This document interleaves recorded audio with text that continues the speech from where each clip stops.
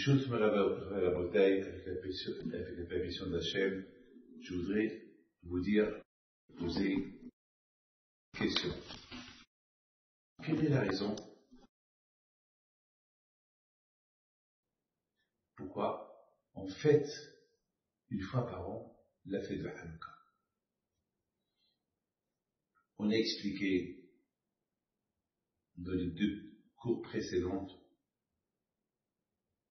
la guerre des Hashmonaïm contre les Grecs. Ils les ont chassés d'Israël, ils ont cherché l'huile, ils l'ont trouvé, ils l'ont allumé. On a expliqué pourquoi la fête de Hanouka, on la fête le 25 qui se lève, et pourquoi la fête s'appelle le 25, parce que c'est le 25 qui se lève que le Juif a retrouvé son âme. Alors, on appelle la fête de Hanouka sur le miracle qu'on a retrouvé notre âme. C'est de la folie. C'est de la folie, mes amis. C'est ça. C'est une fête très, très, très spéciale qu'on fête. Mais maintenant, mes amis, pourquoi chaque année on la fête? C'est la question qu'on se pose. Mes amis, il faut savoir une chose. On fête la fête de Hanouka parce que, malheureusement, la guerre contre les Grecs, elle n'est pas terminée. Jusqu'à maintenant, il y a la guerre contre les Grecs. On croit qu'on a fait la guerre contre les Grecs et c'est fini. Il n'y a plus de Grecs, ça y est, maintenant on est indépendant, on a la Torah, et voilà, on a tout. C'est pas vrai. La guerre contre les Grecs, le monde a appris une leçon des Grecs. Que si on veut gagner les Juifs, c'est pas par la guerre, c'est par l'éteindre, l'éloigner de sa émona, l'éloigner de la Torah. Donc malheureusement, cette idée n'est pas encore été gagnée. Il y a ce qu'on appelle les tentations, il y a la mode, il y a malheureusement les tentations de chaque génération. Et malheureusement, la guerre contre les Grecs, elle n'est pas terminée. Les Grecs, parce qu'à l'époque, les guerres qu'il y avait, c'était un tue l'autre. Ou bien, beaucoup des nations ont été éliminées. Plein de nations ont été qui n'existent plus. Le monde, ils n'ont pas réussi à éliminer les Juifs. Il faut savoir que Hitler, c'était ça son but. Haman, c'était ça son but. Toutes les nations qui ont fait la guerre aux Juifs, ils ont essayé d'éliminer les Juifs, mais ils n'ont pas réussi. Parce qu'il va rester un Juif, et de ce Juif-là, une nation juive elle va commencer. Comme Abraham Avinu. Il était un d'Abraham, et ils sont sortis des nations. Donc, les Grecs, ils ont compris qu'on ne peut pas éliminer les Juifs. Au niveau physique, on ne peut pas l'éliminer. Alors, ils ont dit, mais on peut l'éliminer au niveau spirituel. Et ça a réussi. Malheureusement, il y a 2 sortes de Shoah. Il y a la Shoah qui était une guerre physique. Ça veut dire que les Allemands, ils ont voulu exterminer les Juifs, mais il y a la Shoah spirituelle.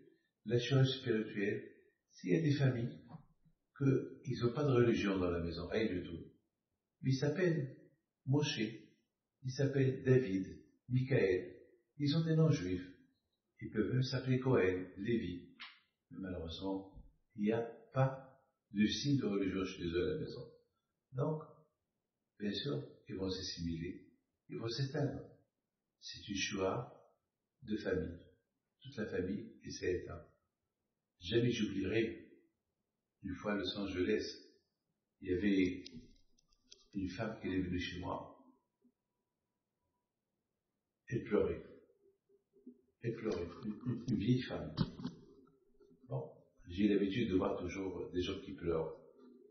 Elle me dit, je vous ai vu passer,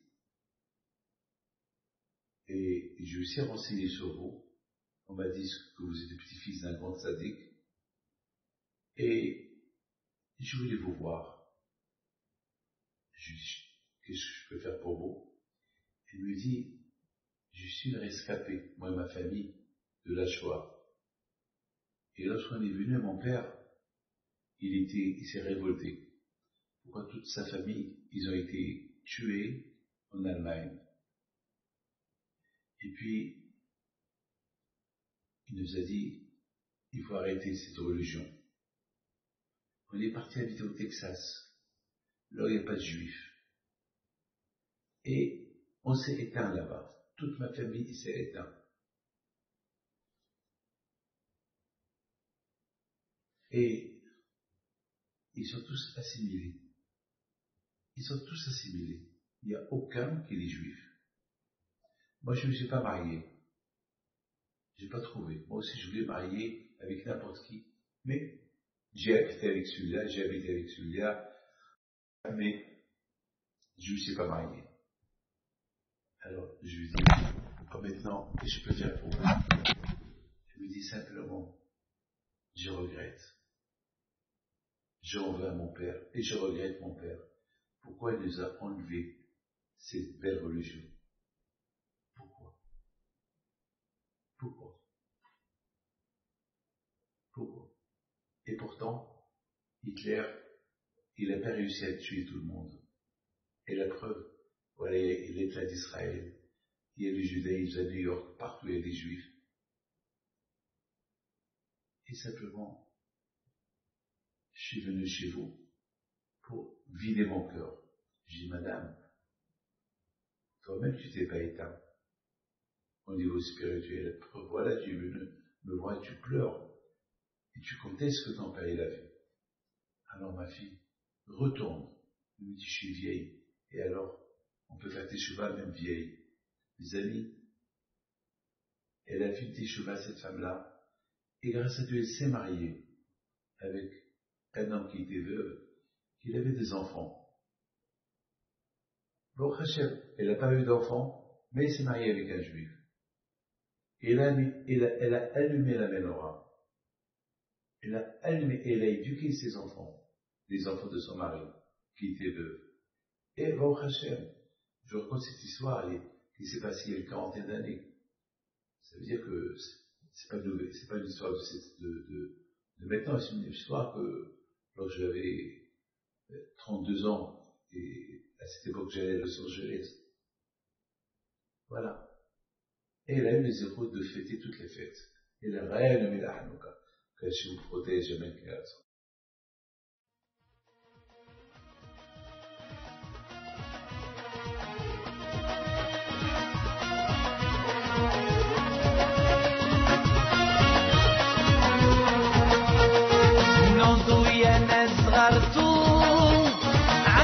حي بينتم وقف لنا زي